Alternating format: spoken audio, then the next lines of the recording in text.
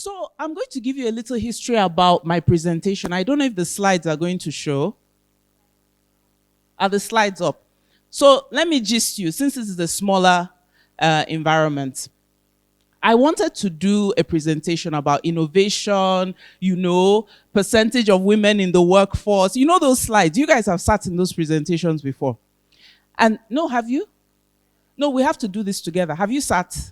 Have you seen those plenty slides that will talk about participation? Then I called Oluwashere and I said, I'm thinking of something. I want to use like African proverbs to talk about some of the stories in the course of my career. And then she now told me the event was African fusion. So I said, oh, thank God the spirit is one. So please encourage me. This is the first time I'm doing this kind of presentation. So we're going to work together. Now, I titled my presentation, The Seed of the Iroko Tree. I know that my bio sounded like amazing, and it is, but I wanted to share a little bit of where I started from. And somebody that was very instrumental for me was my father, right? And my dad was very particular about you finding the greatness that was inside you. And one of the things that he always used was the Iroko tree to explain to me. So how many of you can guess how long an Iroko tree lives for?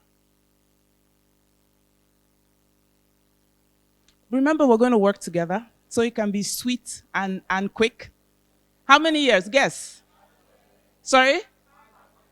Who got 500? Who said 500? Oh, yeah. I didn't know this.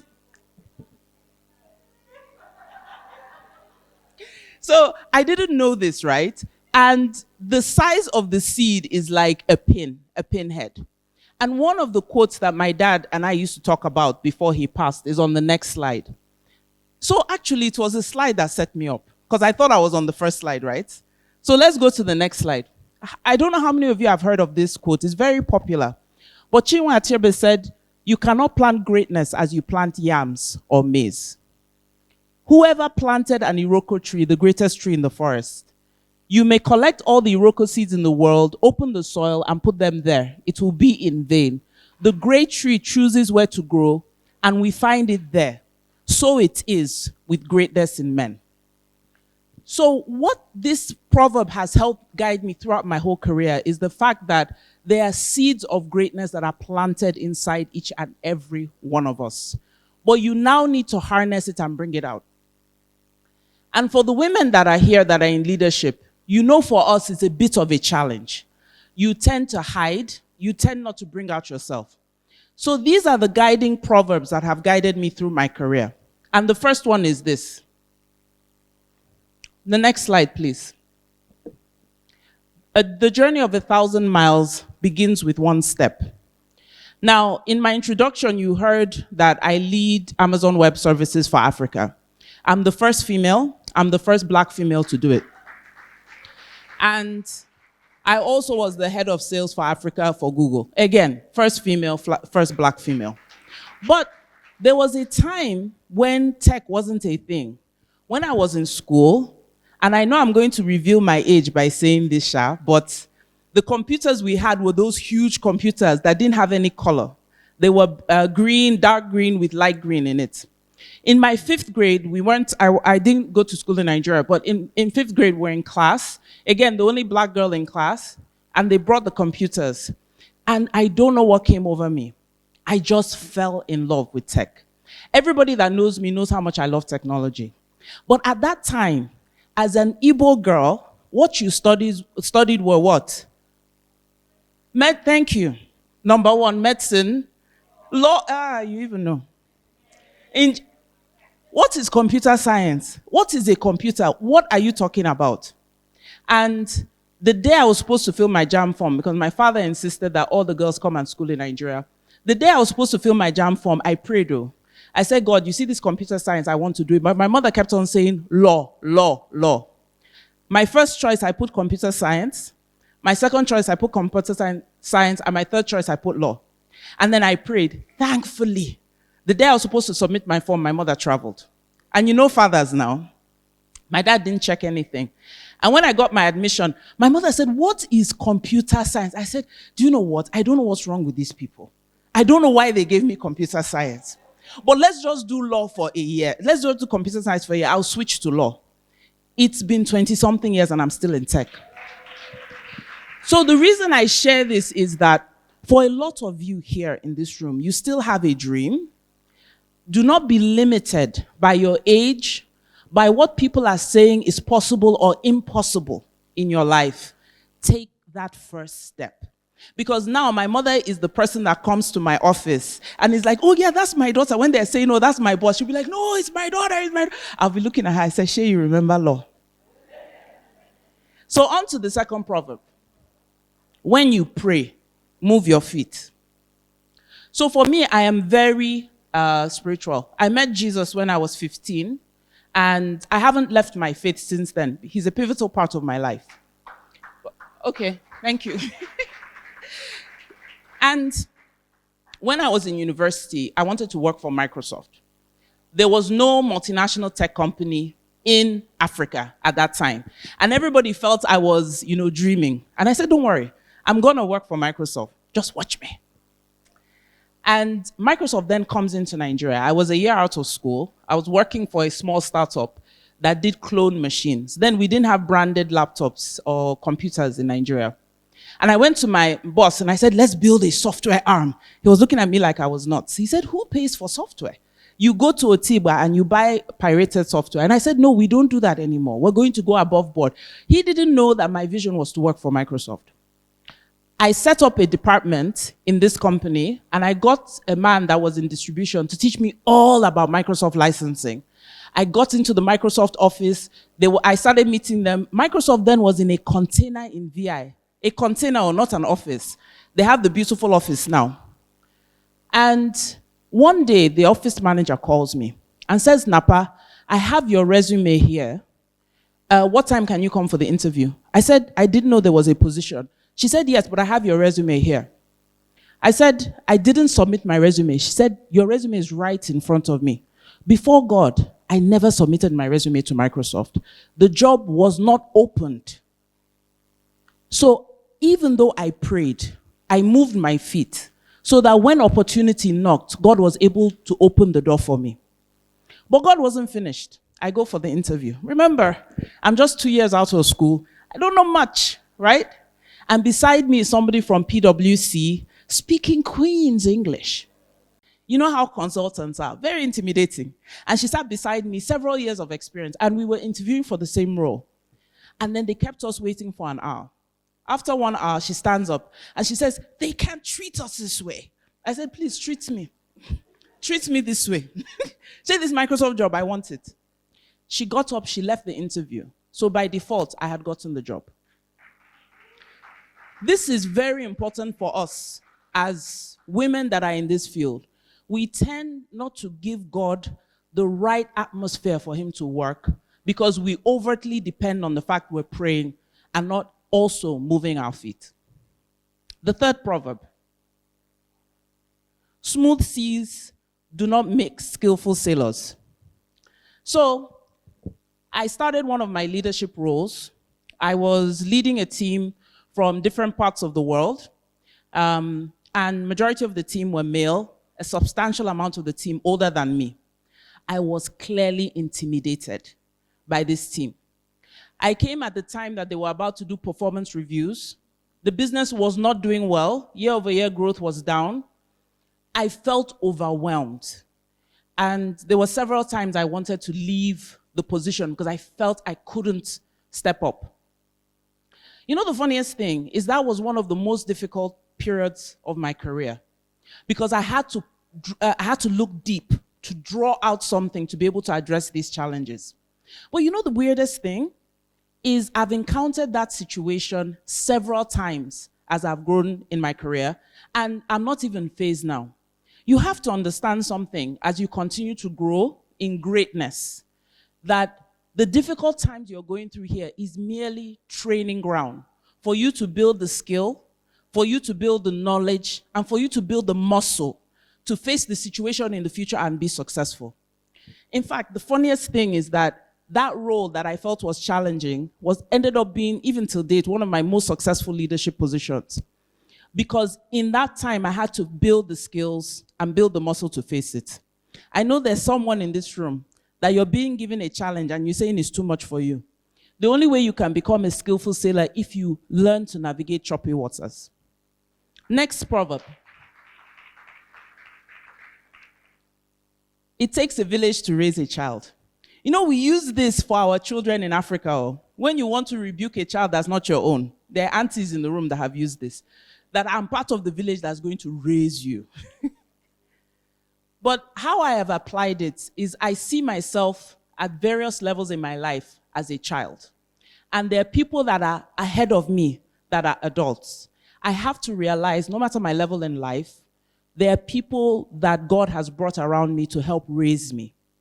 And I usually call these people my advisory board. I have people that are my coaches, my mentors, my sponsors. And a lot of times for us women, we're over-mentored, we're under-sponsored, and we're under-coached. We are always seeking mentors. When you haven't really evaluated whether it's a mentor you need, whether it's an advisor you need, or whether it's support.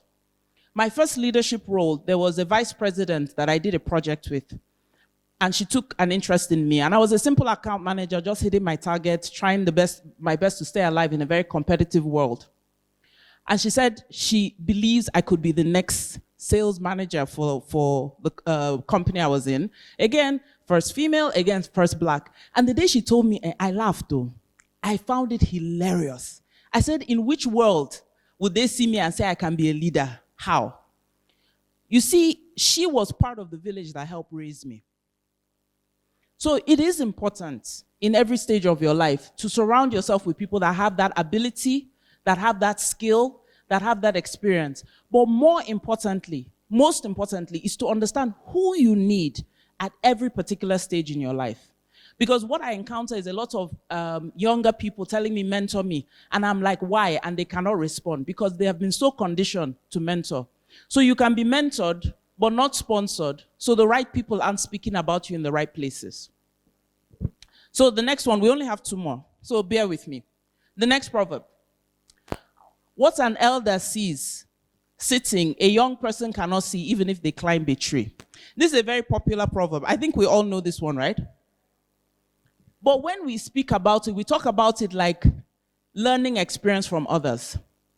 There's something I see with women that are leaders, is that because there's so few people that go through the door of success, you don't look back to check if the door is still open once you cross over. Or you don't hold the door open for the next woman to come through. I'll give you an example. So I've worked in several leadership positions in multinationals before. So I understand how to negotiate my package.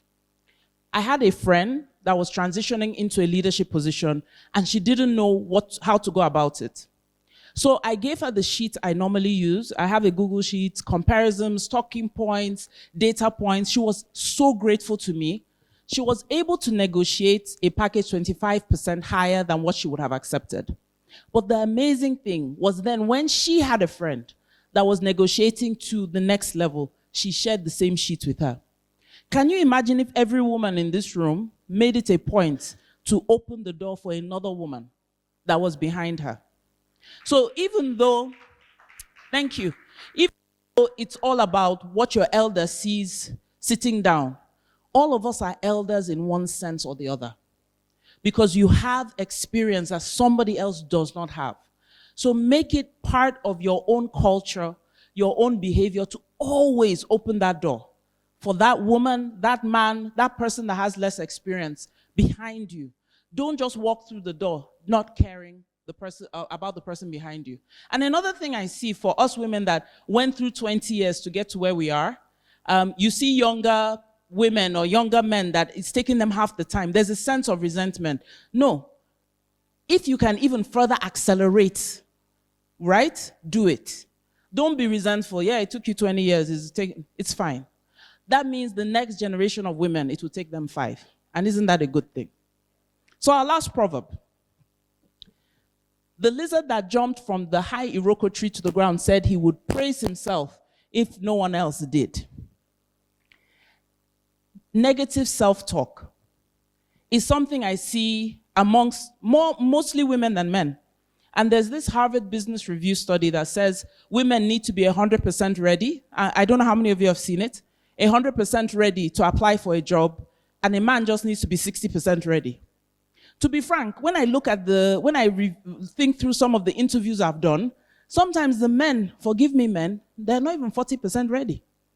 But they come in with confidence, they come in with swag.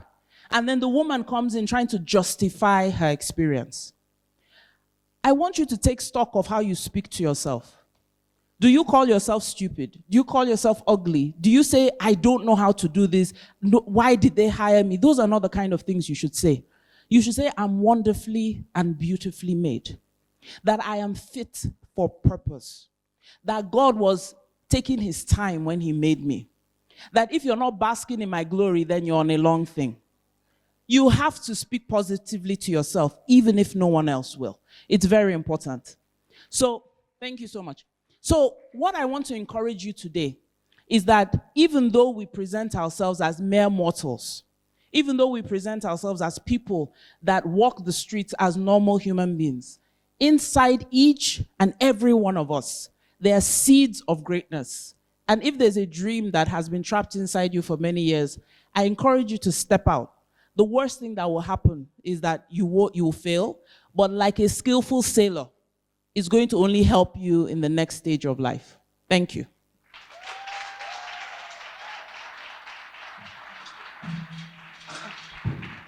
Oh, wow, wow, wow, wow. People are not clapping as I thought you would, though.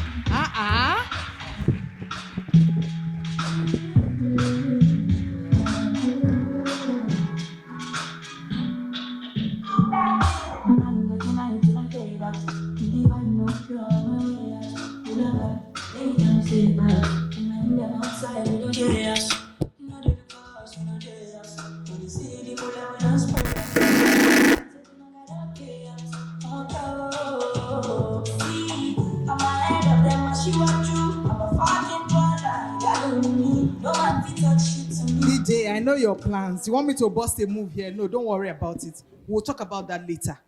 Let's just skip it. Okay. Thank you. Thank. I knew it. Thank you very much. I don't know if you were listening, but I was listening. When you hear somebody come out and say, the title of their presentation is Iroko Tree, you know that it's deep. And you know that the person has been staying with elders. You can't come up with Iroko Tree if you have not been with elders. That's when those people that used to say with story, those are the people. Storyland, they are the ones. Auntie, don't worry, we know your age already. The descriptions that you have done, computer that is not really, don't worry. I will not tell them. I know, me and you, one.